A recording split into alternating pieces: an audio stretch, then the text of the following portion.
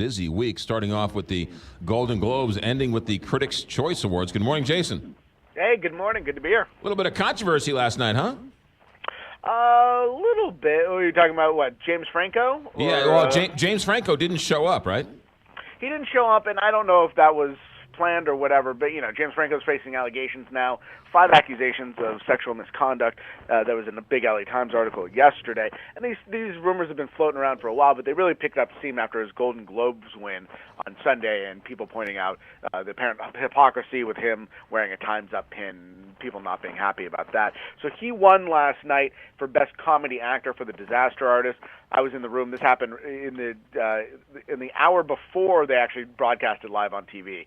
His award was handed out, and when the award was announced, every winner, they announce it, big applause. Right. For him, tepid applause. I mean, it was noticeably silent when he won his award.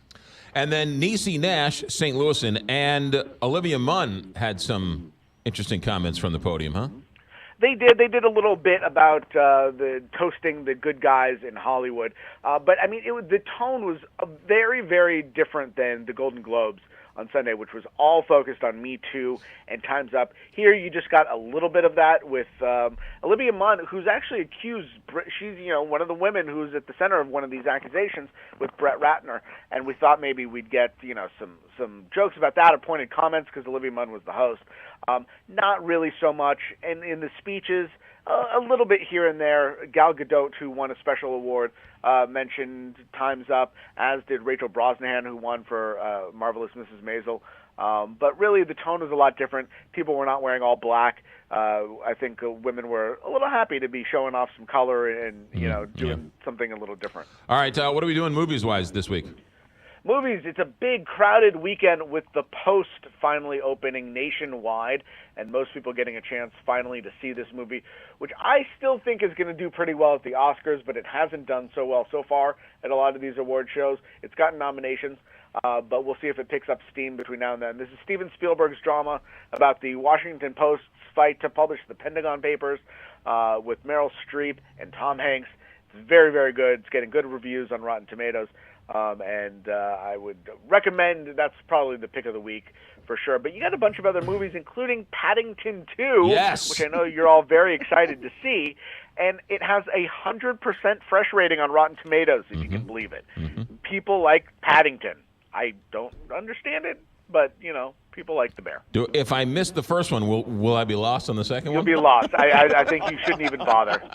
It's not even, you'll have no idea. It's like you can't see Blade Runner, the sequel to Blade Runner, without seeing the original. Paddington is the same way. Now, do you think The Post is going to win big at the Oscars because of the movie or the politics of it? I think both, but it's the most accessible and biggest, splashiest Hollywood movie that there is out there. And for me, the best movie. I really, really enjoyed it. The only thing hurting it, though, is it's one of these investigative journalism dramas, which just won a couple of years ago with Spotlight. So people might be a little fatigued of that, but there's so many parallels between the current administration and what happened with Nixon there. And I think that might turn off some people in much of the country. But in Hollywood, I think they would be going for it. You think that is a better movie, and I know it's impossible to sort of judge art, but do you think that's a better movie than Molly's Game? It's a more complete movie for sure. Molly's Game is fantastic, but really it rests on the shoulders of Jessica Chastain, who gives a great performance. Right. But it's not the best movie. I mean, you got a lot of those. Like Molly's Game is fantastic, and I really enjoyed it. Aaron Sorkin's writing is good, but it's overwritten because it's Aaron Sorkin. Right. Aaron Sorkin. I, Tonya is fantastic as well, and I see I, Tonya picking up a little bit of buzz now. Margot Robbie won last night for her performance as Tonya Harding in there. And Allison Janney, I think, is a lock to win the Oscar for Best Supporting Actress. So we'll see if the movie itself can actually make some noise. Allison Janney is so good; she is nightmare-worthy.